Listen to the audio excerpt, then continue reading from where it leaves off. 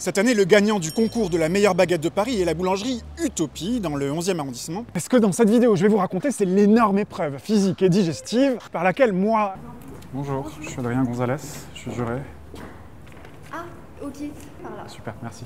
Et les autres jurés sélectionnés par la ville de Paris sont passés afin d'arriver à ce résultat. L'année dernière, chaque membre du jury en a dégusté 116. Du coup, je me suis dit qu'avant de m'asseoir, ce serait prudent de me faire coacher par une diététicienne. En fait, ce que tu risques là tout de suite, c'est une indigestion. Vous savez quand même, vous allez manger plus d'une centaine de baguettes.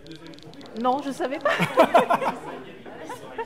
Peut-être qu'au bout de la 80e, ce sera dur, mais 100 baguettes. 116 l'an dernier par membre du jury. D'accord. Vous savez combien de temps ça dure? Je sais même pas. 4 heures. 4 heures. Là, ça t'impressionne pas le nombre de baguettes qu'on va manger? Non, je n'ai pas peur. Chaque baguette est anonymisée avec un numéro, ici le 47, puis est notée selon 4 critères. Aspect, cuisson, mie. Là, c'est pas les mêmes alvéoles, on est d'accord. L'odeur et le goût. C'est fou comme elles sont toutes différentes quand même. Hein. Ouais. C'est incroyable. Et pourtant, elles répondent toutes au même cahier des charges. C'est de la tradition, sans additifs, sans rien. C'est le grain de blé pur. 0 additif autorisé dans la baguette de tradition. Ça, c'est une très bonne nouvelle pour toi. Dans la baguette blanche, il y a de la lécithine de soja et de la farine de fève. La lécithine de soja, c'est pour faire du volume. Vous avez une baguette qui fait toujours 250 grammes, mais qui est plus grosse. Et la farine de fève, c'est pour faire blanchir la mie. C'est pour ça que celle-là, elle n'est pas blanche. Elle est crème. Le pain, c'est très bon, mais c'est aussi relativement salé. Donc, tu risques d'avoir très soif. Bois quand même des petites gorgées d'eau, mais pas trop, parce que ça va faire gonfler encore plus ton estomac. Les baguettes, c'est 100% de glucides. Et si tu manges des glucides en excès, comme tu t'apprêtes à le faire, tu risques d'avoir un pic de glycémie, c'est-à-dire trop de glucose dans le sang d'un coup. Un peu comme Space Mountain, tu vois, ça va redescendre très vite. Tu risques d'être très fatigué, d'avoir un gros coup de barre. Là, on en a mangé 15. Vous vous sentez comment? Ça va encore. Très bien.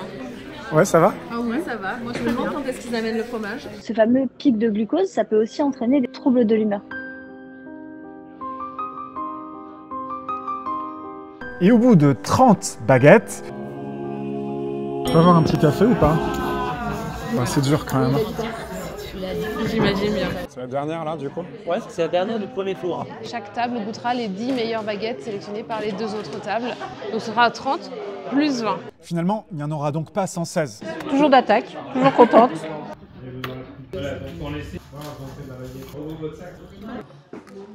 Bon, je m'éloigne un peu parce que j'ai envie de dire un truc. J'en peux plus. Ça devrait être 12 à déguster. Et après, c'est fini pour de vrai. Hein. Je faisais la maline au début, mais en fait, il ne faut plus de pain. Plus que 3. Vous êtes pas trop fatigué, vous? Moi, j'en peux plus.